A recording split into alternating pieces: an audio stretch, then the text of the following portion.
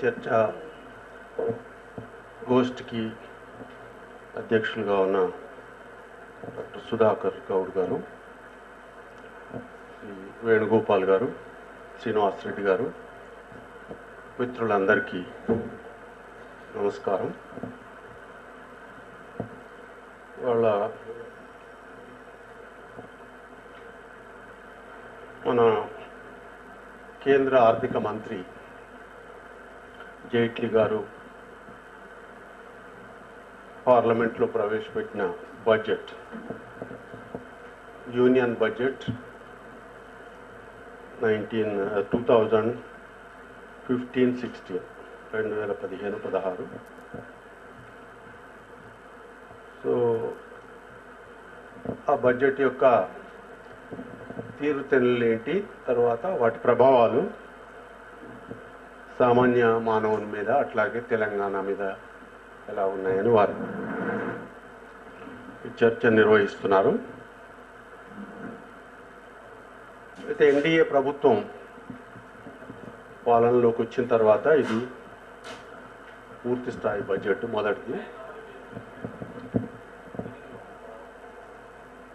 అయితే ఈ బడ్జెట్ను మనం సెపరేట్గా బడ్జెట్లో ఉన్నటువంటి గణాంకాలు, కేటాయింపులు, ఆదాయాలు, వ్యయాలు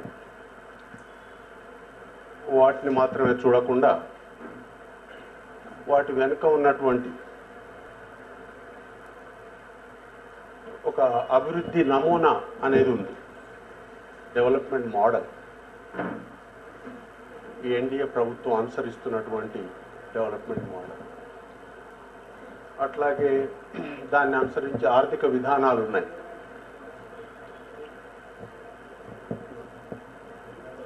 ఆర్థిక విధానాలు ప్రధానంగా ఈ ప్రపంచీకరణ, ఆర్థిక సరళీకరణ, ప్రైవేటీకరణ, ఈ విధానాలు. వాటిని అనుసరించి ఆర్థిక సంస్కరణలు అమలు జరుపుతున్నారు. అట్లాగే ఎకనామిక్ సర్వే నిన్న పార్లమెంట్లో ఈ విత్త మంత్రి ప్రవేశపెట్టినటువంటి ఆర్థిక సర్వే, వీటన్నిటితో కలిపి బడ్జెట్ను మనము చూస్తే కొంచెం సమగ్రంగా దాని యొక్క స్వభావం అర్థమవుతుంది. అట్లాగే దాని యొక్క ప్రభావాలు, ఫలితాలు, ప్రభావాలు ఎట్లా ఉంటాయనేది కూడా మనం కొంత చూడడానికి అవకాశం ఉంటుంది.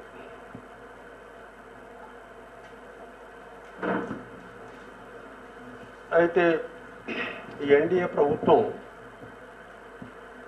అమలు జరుపుతున్నటువంటి ఆర్థిక అభివృద్ధి నమూనా ఏంటి అని చూస్తే అది ప్రధానంగా ప్రపంచ బ్యాంకు రూపొందించి ఇవాళ అనేక దేశాల చేత అనుసరించి అమలు జరిపిస్తున్నటువంటి నమూనా, అభివృద్ధి నమూనా, ప్రపంచంలో ఇప్పుడు డామినెంట్గా ఉన్నటువంటి అభివృద్ధి నమూనా. దాన్ని neo liberal capitalist development model అని చెప్పవచ్చు. నవ్య ఉదారవాద పెట్టుబడిదారీ అభివృద్ధి నమూనా. సో ఇందులో ఉండే విధానాలు చెప్పాను, ప్రపంచీకరణ, ప్రైవేటీకరణ, వీటికి సంబంధించింది. వాటికి సంబంధించిన ఆర్థిక సంస్కరణలనే ప్రభుత్వం అమలు జరుపుతుంది. మరిన్ని సంస్కరణలు తీసుకురావడం, వాటిని అమలు జరపడం చేస్తుంది. అయితే ఈ నమూనా ఒక ఎన్డీఏ ప్రభుత్వము, బీజేపీ నాయకత్వంలోని ఎన్డీఏ ప్రభుత్వమే అమలు జరుపుతుందా అంటే కాదు. దానికంటే ముందు యూపీఏ ప్రభుత్వం, కాంగ్రెస్ పార్టీ నాయకత్వంలోని యూపీఏ ప్రభుత్వమే ఈ అభివృద్ధి నమూనాను, ఈ విధానాలను ప్రవేశపెట్టాయి. అట్లాగే ఇప్పుడు ఈ రెండు ప్రభుత్వాలే కాక యూపీఏ ప్రభుత్వంలో 7-8 పార్టీలు ఉండేవి. యూపీఏ ప్రభుత్వంలో తర్వాత ఎన్డీఏలో కూడా కొన్ని పార్టీలు ఉన్నాయి, 4-5 పార్టీలు. ఈ రెండు కాక మూడో రకమైన పార్టీలు కూడా వచ్చినాయి ప్రభుత్వానికి. ఉదాహరణకి చంద్రశేఖర్, దేవేగౌడ వీళ్ళందరూ వచ్చారు. జనతాదళ్ పార్టీలో విపి సింగ్ వాళ్ళు ఏమండి, చరణ్ సింగ్ ముందు వచ్చాడు. 91 తర్వాత కదా ఈ అభివృద్ధి నమూనా ఈ ఆర్థిక విధానాలు ఇండియాలో 1991 తర్వాత వచ్చినాయి. సో అప్పటి నుంచి వచ్చిన ప్రభుత్వాలన్నీ ఈ అభివృద్ధి నమూనాను, ఈ విధానాలను, ఈ సంస్కరణలను అమలు జరుపుతూనే ఉన్నాయి. సో వీటిలో భాగంగానే ఈ బడ్జెట్ ఇవాళ ప్రవేశపెట్టబడింది. సో 10 సంవత్సరాలు యూపీఏ ప్రభుత్వం, అంతకుముందు ఎన్డీఏ ప్రభుత్వం 6 సంవత్సరాలు. సో అయితే ఈ బడ్జెట్ను మనము జనరల్గా ఏమనుకుంటామంటే ప్రభుత్వం యొక్క ఆదాయ వ్యయాల స్టేట్మెంట్ ఆఫ్ అకౌంట్స్ అని అనుకుంటాం.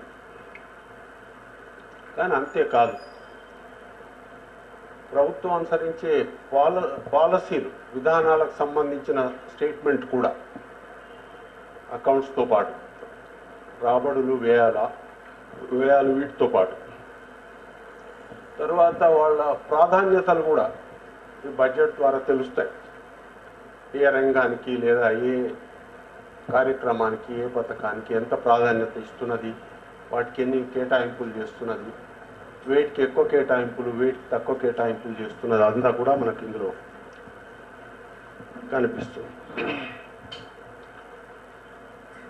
అయితే ఈ బడ్జెట్లో 3 సంవత్సరాలకు సంబంధించిన సమాచారం ఉంటుంది. ఒకటి, వచ్చే సంవత్సరానికి కొత్త బడ్జెట్ ఏప్రిల్ 1 నుంచి వచ్చే 2015 ఏప్రిల్ 1 నుంచి మార్చి 31, 2016 వరకు వచ్చే సంవత్సరానికి ఇప్పుడు కొత్త బడ్జెట్ ప్రవేశపెట్టారు. అలాగే గత సంవత్సరం వీటిని ఏమంటారంటే, ఇప్పుడు ఈ వచ్చే సంవత్సరానికి పెట్టే ఫిగర్స్ని ఏమంటారంటే బడ్జెట్ ఎస్టిమేట్స్ అంటారు. Budget estimates for the financial year 2015 and 16.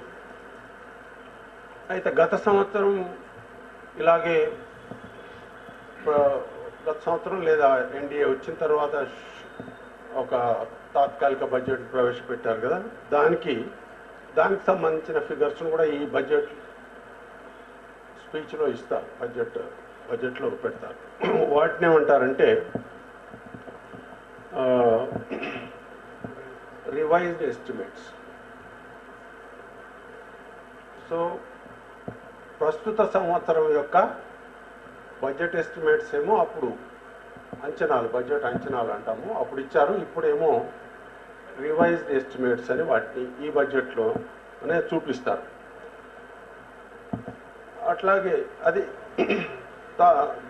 ప్రస్తుత సంవత్సరం, కరెంట్ ఇయర్. ఇక ప్రీవియస్ ఇయర్ ఇదేమో ప్రస్తుత సంవత్సరం 2014-15, దానికంటే ముందు 2013-14కు సంబంధించిన యాక్చువల్స్, అంటే యాక్చువల్గా రాబడులు ఎంత, వ్యయాలు ఎంత అనేది కూడా ఇందులో చూపిస్తారు. ఇట్లా 3 సంవత్సరాలకు, 3 ఆర్థిక సంవత్సరాలకు చెందినటువంటి బడ్జెట్ గణాంకాల్ని ఈ బడ్జెట్లో చూపిస్తారు. అయితే ఇందులో ఈ మూడింటికి మనం కంపేర్ చేసి చూస్తే ఇప్పుడు వచ్చే సంవత్సరానికి బడ్జెట్ ఎస్టిమేట్స్ ఇచ్చారు. వాటిని ఒక సంవత్సరం తర్వాత చూస్తే అవి రివైజ్డ్ ఎస్టిమేట్స్ అవుతాయి. వాటిని ఇంకొక సంవత్సరం తర్వాత చూస్తే యాక్చువల్స్ అవుతాయి. సో ఈ బడ్జెట్ ఎస్టిమేట్స్కు యాక్చువల్స్కు చాలా గ్యాప్ ఉంటుంది. ఎస్టిమేట్స్ అప్పుడేమో వాళ్ళు చాలా ఎంతో ఆశావహంగా ఉత్సాహంగా కేటాయింపులు చేస్తారు కొన్నిటికి. అంతేకాదు ఆర్థిక వ్యవస్థ చాలా బాగా పనిచేస్తుంది,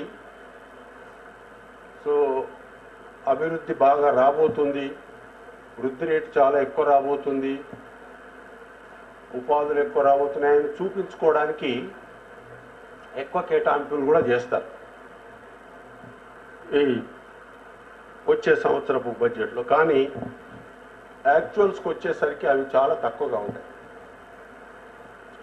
అంటే ఇందులో కొంత ఇంద్రజాలం, విత్తమంత్రి తన హస్తలాఘవంతో కొంత ఇంద్రజాలం చేసేందుకు కూడా అవకాశం ఉంటుంది బడ్జెట్ తయారీలో, ప్రెజెంటేషన్లో. ఇప్పుడు చెప్పింది తర్వాత జరగదు,